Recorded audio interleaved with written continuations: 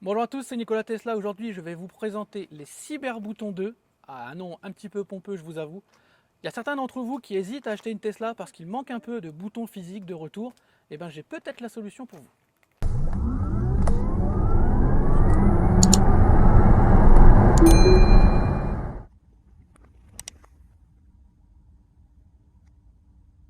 Donc, j'ai fait appel à mon ami Franck, vous savez, l'installateur numéro 1 dans le monde pour les accessoires Peut-être Tesla. pas non plus, mais bon. Oh, bon, en tout cas, si, hein. Dans mon cœur, en tout cas, il est numéro 1 de très loin. Donc, on va installer ces fameux cyberboutons. Vous allez voir, c'est assez simple.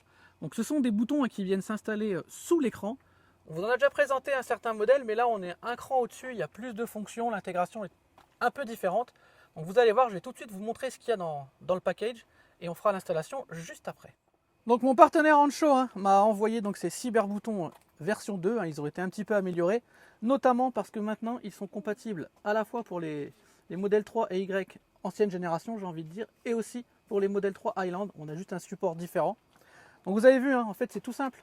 C'est une barre qui va venir s'installer sous l'écran, sur laquelle vous avez des boutons physiques qu'on voit ici, avec un clic haut, un clic bas, et aussi une molette ici. Vous verrez, il y a la climatisation qui va apparaître dessus. Donc assez simple d'installation, vous allez voir ça juste après. On a un petit câble d'alimentation. Alors vous allez voir, comme d'habitude, Magic Frank ne va pas tout à fait suivre la préconisation, mais va vous faire un montage encore plus discret. Il va passer par la boîte à gants. Et on a ici maintenant les connecteurs que vous commencez à connaître par cœur, qui va nous permettre d'envoyer les informations de la voiture directement sur les boutons. Donc on se retrouve tout de suite à l'intérieur de la voiture pour l'installation. Alors, donc ici, j'ai commencé à préparer au niveau de l'écran. Donc moi, j'ai pris directement pour mon support, directement. Alors pour information, j'ai en plus un support motorisé. Donc il n'y a pas de souci, ça fonctionne dessus. Le but du jeu, c'est d'aller autour de la partie de l'arrière de l'écran. Il n'y a pas de problème. Donc pour information, vous pouvez le faire motoriser. Ici, on va vous demander donc de connecter le port USB. Donc je vais prendre mon port USB pour le mettre ici de ce côté-là. Donc l'angle comme ça. Et normalement, donc là, on va se mettre autour de l'écran directement. Donc ici, je me mets là, je viens derrière. Je viens connecter derrière. Donc là, normalement, si je prends la notice qui va bien, il me demande de venir là, d'ouvrir ici et d'aller me connecter à l'intérieur.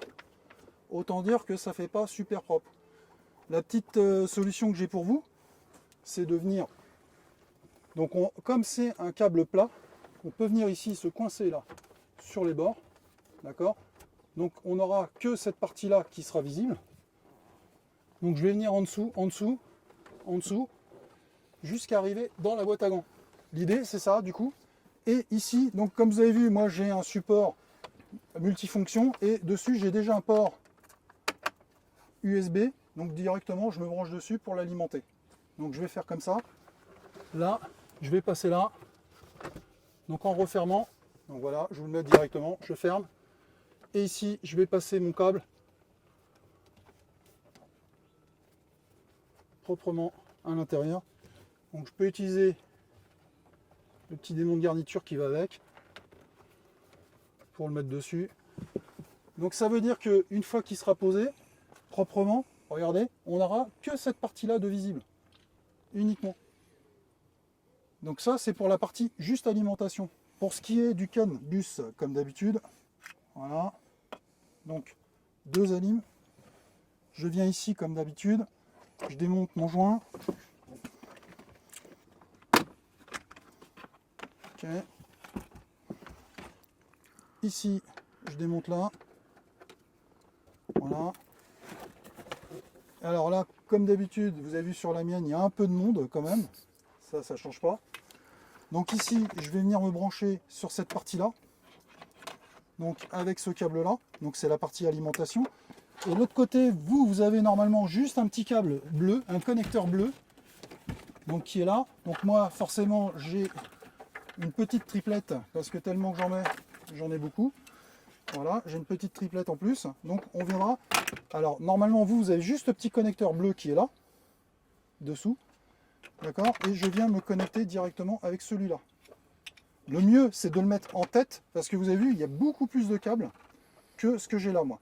Donc ce que je vais faire, je vais mettre carrément en tête directement et reconnecter le reste à ça, parce qu'automatiquement, j'aurai toutes les informations qui vont être délivrées.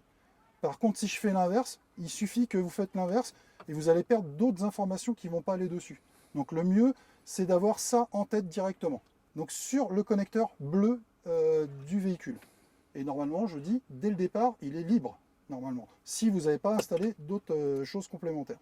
Ok, oui. Donc comme d'habitude, hop, sécurité, je descends, couper l'alimentation. Donc couper l'alimentation, vous attendez que l'écran s'éteigne. On attend quelques minutes.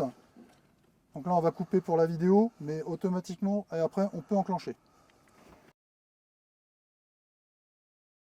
Alors, donc vous avez vu, il y a pas mal de fonctions et à chaque fois, elles sont doublées.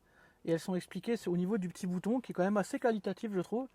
Donc là, par exemple, vous avez ouverture de la porte avant droite si vous cliquez vers le bas, mais si vous cliquez vers le haut, ça sera l'ouverture de la porte arrière droite. Pareil ici, porte arrière gauche, volant chauffant. Ici, on a des fonctions qui peuvent servir pas mal pour ceux qui ont des Model 3 Highland, vous savez, hein, avec le fameux clignotant sur les clignotants qui sont sur le volant. Il y en a que ça dérange un peu. Et bien là, on a un retour de clignot. Donc, quand je clique ici, j'ai mon clignot gauche, je rappuie, je l'arrête. Et quand je clique vers le bas, j'ai mon clignot droit, je remonte, je l'arrête. Donc ça, c'est quand même assez pratique. On a le mode parking et les warnings ici. On a toujours, je pense, plus pour les Highland quand même, le mode drive et le mode marche arrière. Donc là, si j'appuie, il va me dire d'appuyer sur la pédale, hein, forcément. Donc je ne peux pas changer de rapport. Mais bon, ça fonctionne. Donc ça, c'est vraiment top. On reviendra sur la molette juste après. Ici, on a le frunk. Donc qui va s'ouvrir directement. Alors bien sûr, hein, dans cette voiture, le frunk est motorisé. Ce qui fait que si je rappuie, ben, je peux le refermer. C'est quand même hyper pratique hein, de pouvoir le faire ici. Si je clique du bas vers le haut, ben, c'est le contraire. Hein, c'est le coffre arrière que je vais ouvrir. On a le mode sport. En dessous, on a les lombaires. Le bouton d'après, on a le préconditionnement de la batterie. Hein. Vous êtes très nombreux à aimer cette fonction de préconditionnement. En dessous, on a ouverture du port de charge. Si je clique, vous avez vu, ça a ouvert le port de charge. Ça peut être aussi pratique, hein, suivant sur quel chargeur vous allez arriver. Ça, c'est pas mal. Ici, on a la fonction pour le siège passager. On va pouvoir reculer le siège passager ou l'avancer. Mais en plus, ça le met un petit peu en position relax. C'est-à-dire qu'il recule et il vient s'allonger. Il se met en position couchette et il avance et il se redresse. Et enfin à droite, on a la condamnation des vitres pour les enfants. Ça, c'est plutôt pas mal. Et le plafonnier qu'on peut déclencher. Donc vraiment, c'est assez complet au niveau des fonctions. Vous avez vu, l'intégration est quand même plutôt pas mal faite. Pour info, hein, ceux qui ont vu la Xiaomi qui était en exclusivité à Paris, et bien en fait, il y en a exactement, mais vraiment exactement, le même système de boutons. C'est même assez bluffant. Et ici, on a donc la molette centrale qui rappelle un petit peu le Sexy Knob, hein, qui vous permet de modifier la température de la climatisation. Alors comme toujours, hein, on n'a pas le retour directement d'infos dans ce sens-là. Donc on peut modifier la température. Si je clique sur le bouton, je peux monter la puissance de la ventilation. Donc je reviens, je retourne à la température. Donc franchement, ça marche vraiment bien. C'est très réactif. Donc vous avez vu, hein, quand on tourne, on a un système de LED qui vient un petit peu grandir au fur et à mesure qu'on tourne. C'est de l'esthétique, mais franchement, c'est assez joli. Donc bon, voilà. Hein, pour ceux qui ont vraiment envie d'ajouter des boutons à leur Tesla Model 3 ou Model Y, ça peut être une solution plutôt pas mal. Donc voilà pour la présentation de ces cyberboutons génération 2 de chez Ancho. Encore merci à eux de me les avoir envoyés. Merci à Franck hein, pour l'aide à l'installation, mais vous avez vu, ça va quand même assez vite. Ce qui est toujours le plus long, hein, c'est d'aller sur le connecteur sur le côté. Mais dans les nouvelles générations, c'est un peu plus simple que dans les toutes premières comme moi j'avais, où il fallait se contorsionner en dessous. Ça, c'est de l'histoire ancienne. La réactivité est très bonne. C'est vraiment, ça réagit au quart de tour. La finition est plutôt pas mal. Alors, c'est pas de l'alu, hein, c'est du plastique, mais imitation alu. C'est plutôt pas mal. Donc, ceux qui cherchent vraiment à avoir des boutons dans leur voiture, et notamment pour les possesseurs de Model 3 Highland qui n'arrivent pas à se faire au clignotant et au système de vitesse de passage qui est sur l'écran, ça peut éventuellement être une solution. Donc, comme toujours, hein, je compte sur vous pour aller cliquez sur la chaîne de Franck, hein, Équipe Car 80, pour l'aider hein, vraiment à développer sa chaîne. N'oubliez pas non plus pour moi les pouces, les abonnements. Encore un grand merci à Ancho. Et moi je vous dis à très bientôt pour d'autres vidéos et d'autres tutos sur la chaîne Nikola Tesla. Bye bye.